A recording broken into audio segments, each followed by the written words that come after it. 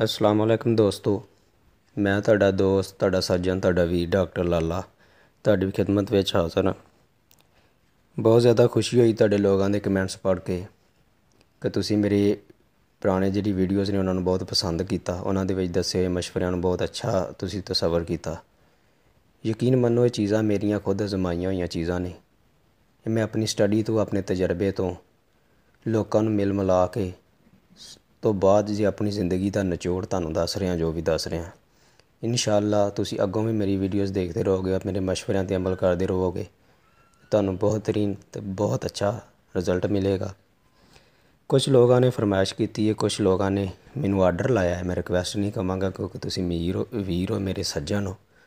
ਕੁਛ ਲੋਕਾਂ ਨੇ ਮੈਨੂੰ ਆਰਡਰ ਲਾਇਆ ਕਿ ਡਾਕਟਰ ਸਾਹਿਬ ਸਾਨੂੰ ਜਾਨਵਰਾਂ ਵਾਸਤੇ ਵੰਡਾ ਬਣਾਉਣ ਦਾ ਤਰੀਕਾ ਦੱਸਿਆ ਜਾਏ।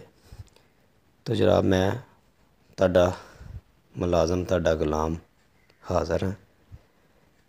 ਵੰਡਾ ਬਣਾਉਣ ਦੇ ਬਹੁਤ ਸਾਰੇ ਤਰੀਕੇ ਨੇ, ਇਹਦੇ 'ਚ ਬਹੁਤ ਸਾਰੀਆਂ ਚੀਜ਼ਾਂ ਯੂਜ਼ ਹੁੰਦੀਆਂ ਨੇ, ਲੇਕਿਨ ਜਿਹੜਾ ਮੇਰਾ ਆਪਣਾ ਤਜਰਬਾ ਹੈ, ਜਿਹੜਾ ਮੈਨੂੰ ਬਿਹਤਰੀਨ ਇੱਕ ਚੀਜ਼ ਲੱਗੀ ਹੈ, ਉਹ ਮੈਂ ਲੈ ਕੇ ਤੁਹਾਡੀ ਖਿਦਮਤ 'ਚ ਹਾਜ਼ਰ ਹਾਂ।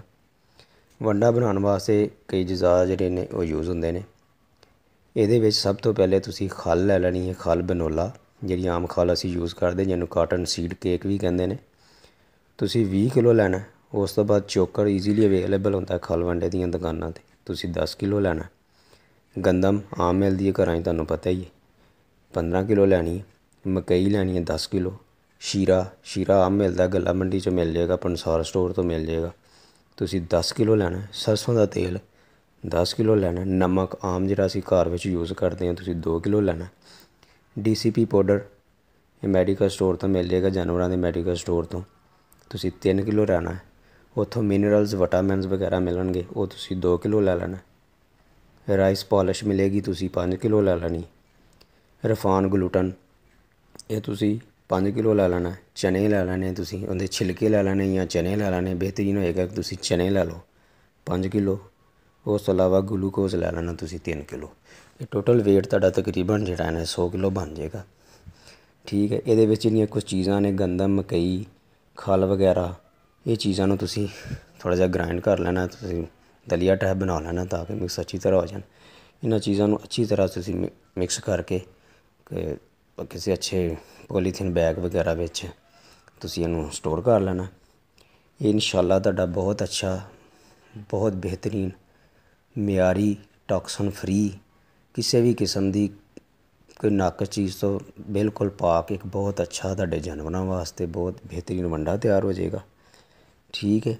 ਇਹਦੇ ਇਸਤੇਮਾਲ ਦਾ ਵੀ ਇੱਕ ਤਰੀਕਾ ਹੁੰਦਾ ਹੈ, ਐਵੇਂ ਨਹੀਂ ਪਾਈ ਜਾਈਦਾ ਡੰਗਰਾਂ ਨੂੰ ਚੁੱਕ ਕੇ। ਇਹਦੀ ਇਸਤੇਮਾਲ ਦਾ ਬੜਾ ਅੱਛਾ ਤਰੀਕਾ ਹੁੰਦਾ ਹੈ।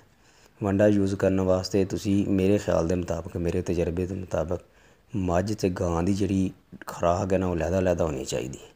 ਯਾਨੀ ਅਗਰ ਗਾਂ ਤੁਹਾਡੀ 3 ਕਿਲੋ ਦੁੱਧ ਦਿੰਦੀ ਹੈ ਨਾ, ਤੁਸੀਂ 1 ਕਿਲੋ ਵੰਡਾ ਉਹਨੂੰ ਪਾਉਣਾ ਹੈ। ਇਸੇ ਤਨਾਸਬ ਦੇ ਨਾਲ ਤੁਸੀਂ ਉਹਨੂੰ ਪਾਉਣਾ ਹੈ। 6 ਕਿਲੋ ਦਿੰਦੀ ਹੈ 2 ਕਿਲੋ ਪਾਉਣਾ ਹੈ। 9 ਕਿਲੋ ਦਿੰਦੀ ਹੈ 3 ਕਿਲੋ ਪਾਉਣਾ ਹੈ। ਮੱਝ ਤੋਂ ਕਿ ਗਰਮੀ ਸ਼ਰਮੀ ਬਰਦਾਸ਼ਤ ਕਰ ਲੈਂਦੀ ਹੈ, ਸਾਡਾ ਗਰਮ ਐਨੀਮਲ ਹੈ, ਇਸ ਤੋਂ ਬਾਅਦ ਇਹਨੂੰ ਪਾਣੀ ਸ਼ਾਨੀ ਵਾਸਤੇ ਨਹਾਉਣ ਨਹਾਉਣ ਵਾਸਤੇ ਮਿਲ ਜਾਂਦਾ। ਲਿਹਾਜ਼ਾ ਅਗਰ ਉਹ 2.5 ਕਿਲੋ ਦੁੱਧ ਦਿੰਦੀ ਹੈ ਤਾਂ ਉਹਨੂੰ 1 ਕਿਲੋ ਵੰਡਾ ਪਾਉਣਾ। ਇਸ ਤਨਾਸਬ ਦੇ ਨਾਲ 5 ਕਿਲੋ ਦਿੰਦੀ ਹੈ ਤਾਂ ਉਹਨੂੰ 2 ਕਿਲੋ ਪਾਉਣਾ। ਠੀਕ ਹੈ। ਇਹ ਇਨਸ਼ਾਅੱਲਾ ਬਿਹਤਰੀਨ ਖੁਰਾਕ, ਇਹਦਾ ਬਹੁਤ ਅੱਛਾ ਰਿਜ਼ਲਟ ਹੋਏਗਾ। ਇਹ ਬਹੁਤ ਅੱਛਾ ਇੱਕ ਵੰਡਾ ਹੈ, ਮੇਰਾ ਤਜਰਬਾ ਹੈ, ਮੇਰੀ ਜ਼ਿੰਦਗੀ ਦਾ ਨਿਚੋੜ ਹੈ। ਇਹ ਸਾਰੀਆਂ ਚੀਜ਼ਾਂ ਘਰਾਂ ਵਿੱਚ ਮੌਜੂਦ ਹੁੰਦੀਆਂ ਨੇ, ਈਜ਼ੀਲੀ ਇਹਨਾਂ ਨੂੰ ਅਵੇਲ ਕੀਤਾ ਜਾ ਸਕਦਾ ਹੈ। ਲਿਹਾਜ਼ਾ ਤੁਸੀਂ ਇਹ ਚੀਜ਼ਾਂ ਨੂੰ ਮਿਕਸ ਕਰਕੇ ਲੈ ਕੇ ਖਰੀਦ ਕੇ ਇੱਕ ਬਹੁਤ ਅੱਛਾ ਵੰਡਾ ਤਿਆਰ ਕਰ ਸਕਦੇ ਹੋ। ਅਤੇ ਹੋਰ ਕਿਸੇ ਵੀ ਕਿਸਮ ਦੀ ਤੁਹਾਨੂੰ ਮਸਲਾ ਮਸਾਇਲ ਹੋਵੇ, ਕੋਈ ਵੀ ਮਸ਼ਵਰਾ ਲੈਣਾ ਹੋਵੇ, ਕੋਈ ਵੀ ਚੀਜ਼ ਦੇ ਬਾਰੇ ਪੁੱਛਣਾ ਹੋਵੇ, ਮੇਰੀ ਵੀਡੀਓਜ਼ ਦੇ ਥੱਲੇ ਤੁਸੀਂ ਕਮੈਂਟਸ ਕਰ ਦੇਣਾ। ਇਨਸ਼ਾਅੱਲਾ ਬਸ਼ਰਤੇ ਜ਼ਿੰਦਗੀ, ਦੇਰ ਜਾਂ ਜਲਦੀ, ਇਨਸ਼ਾਅੱਲਾ ਤੁਹਾਡਾ ਵੀਰ, ਤੁਹਾਡਾ ਦੋਸਤ ਡਾਕਟਰ ਲਾਲਾ ਤੁਹਾਡੀ ਉਸ ਗੱਲ ਦਾ ਜਵਾਬ ਜ਼ਰੂਰ ਦੇਗਾ, ਤੁਹਾਡੇ ਉਸ ਮਸਲੇ ਦਾ ਹੱਲ ਜ਼ਰੂਰ ਦੱਸੇਗਾ। ਥੋੜ੍ਹੀ ਜਿਹੀ ਦੇਰ ਹੋ ਜਾਏ, ਮੈਂ ਬੜਾ ਨਲਾਇਕ ਆਦਮੀ ਹਾਂ, ਬੜਾ ਸੁਸਤ ਆਦਮੀ ਹਾਂ, ਮੈਨੂੰ ਉਹਦਾ ਰਿਪਲਾਈ ਕਰਨ ਲੱਗਿਆ ਥੋੜ੍ਹੀ ਜਿਹੀ ਦੇਰ ਲੱਗ ਜਾਏ, ਉਹਨੂੰ ਜਵਾਬ ਦੇਣ ਲੱਗਿਆ ਦੇਰ ਲੱਗ ਜਾਏ, ਮਾफ़ ਕਰ ਦੇਣਾ।